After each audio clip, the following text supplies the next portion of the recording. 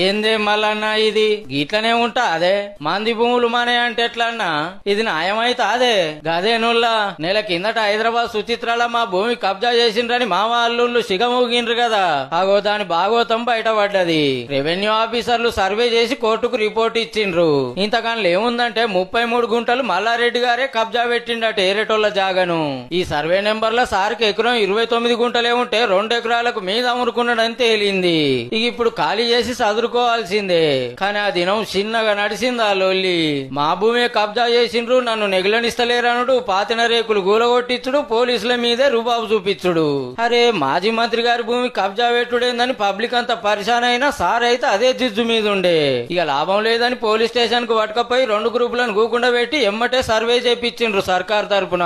గప్పటి సంధి మల్లన్న మళ్ళా సప్పుడు చేస్తోట్టు గదే రిపోర్టు కోర్టుకి ఇచ్చిండ్రు అంటే పవర్లున్నప్పుడు పంతనం చూపిస్తే అది పోయినాక బాగోతాలు బయటకు వస్తున్నాయి అన్నట్టు